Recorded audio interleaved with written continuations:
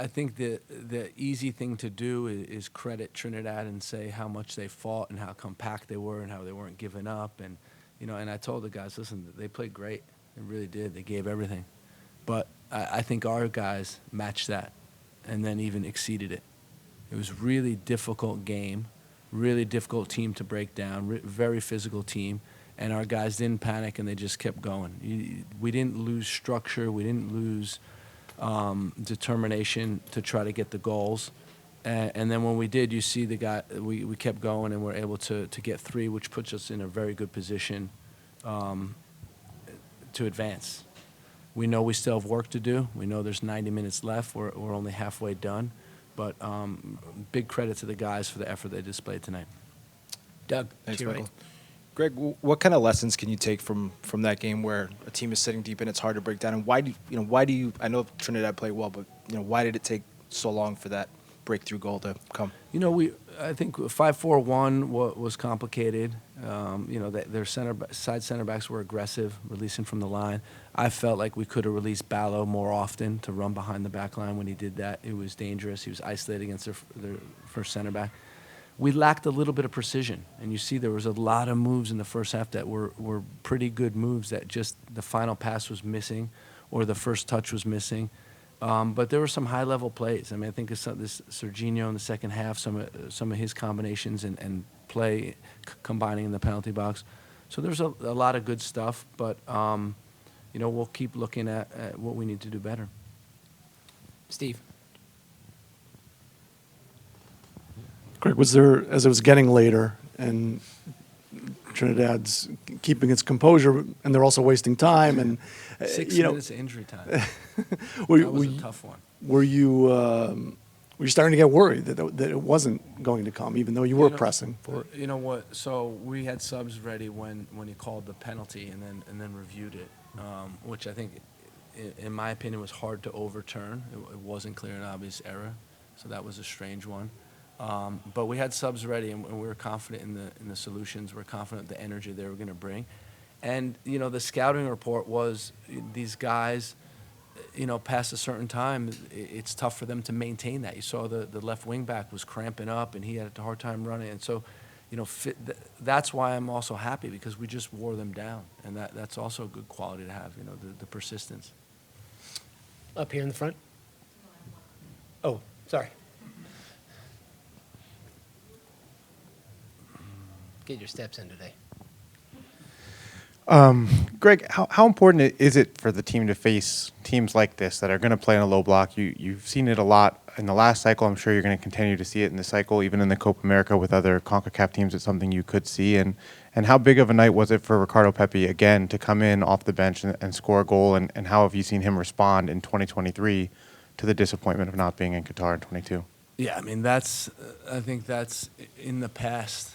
He's shown it early and often this year that the disappointment is in the past. But I think more importantly, I had a conversation with him about his club situation and being the backup there, being the backup here, and all he's doing is everything he can do. All he does is when he gets the opportunity, he takes advantage of it. And he's in a great spot. If you think about his situation, his team in the league is undefeated. They're doing well in the Champions League. Compared to last year, his team was relegated. The year before, he wasn't playing at Augsburg. So he's significantly increased his situation. It's gotten much better. For us, he's established himself as a guy that's hard to take out because he keeps performing. And I think he's in a great spot. And my guess is over this next year or year and a half, he'll keep growing into a really good player. Just quick follow up on that. He's scored 5 times and now 3 appearances here. Did he mention he likes playing about it, likes playing here, or anything about that, or did you know that coming in? He mentioned that after a couple years in Europe, he wants to come back and play for Austin FC because he's so prolific here. Yep. We'll make it easy and pass it around. Hey, Greg. Cameron Carter-Vickers back in the starting lineup for the first time in a while tonight. Why'd you decide to put him in there, and what'd you make of his performance? I thought he was solid. That was the same back four we played against Iran in the World Cup, and they were all solid. They really were. Nothing, we knew Trinidad was going to be direct. I thought he dealt with the balls really well, ground cover really well, stepping in front. Our third goal came from him stepping into midfield, winning the ball from their big striker. So I think he played an excellent game, really calm and composed on the ball. Solid performance. Jeff? Gregg, in past games, you've remarked about how tempo or the lack of it was a bit of an issue. And how much did you think that was an issue tonight? And did you sometimes think that maybe you guys are trying to find like the perfect situation instead of Yeah. just being a little bit more brute force, if I may say? Serge, I think, shot from outside the box in the first half. We didn't have many shots from outside the penalty box. It's not something that we'd love, but I think the opportunity was there, and we didn't often take advantage of it. But what I liked was, I think, two things. The first thing was when they did open up and try to attack us, you saw how quickly we were taking advantage of that in the first half, and that was interesting. Like, as soon as they had any opening, boom, we were going after them. Then when they were compact, some of the moves we were trying were high-level type plays, really intricate, high-speed type of plays that just are hard to execute. And that's what I meant by like that final touch being off, the final pass coming off. And, to your point, maybe a little bit too intricate, whereas we could have probably gotten the ball in the box a little bit more, got numbers in and around their back three a little bit more, and then played for some of those second balls. Jonathan? Thanks, Michael. Gregg, do you think the 4-2-2-2 worked how you wanted it to? And being able to play Pepe and Balogun together late in the game, this program hasn't always had quite the striker depth to be able to do something like that, and I wonder what you make of being able to do that. Thanks. Yeah, what was happening on the left side, we had Paredes who was holding their wing back in position, and then on the right side, because Malik was tilted inside, the wing back was quickly releasing to Serge, and we didn't get much of an advantage on that side, but it still put Malik in some decent positions. Against a 5-4-1, it becomes complicated. When they move to a 5-3-1, I think we had more space. We wanted to move Gio more central.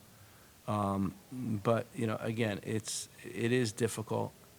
And then so then as we move towards the second half, the idea was to get Rico on and really condense the space in the penalty box, have two guys that can challenge for crosses, have guys ready for knockdowns, and get the ball in the box quicker. Very busy schedule for the U.S. team. Last year, you went to the World Cup. This year, the CONCACAF National League. Is this U.S. team prepared for the Copa America here in the United States? Yeah, well, we don't want to get ahead of ourselves. I talked to the team about it being a 180-minute game, and we're only halfway done.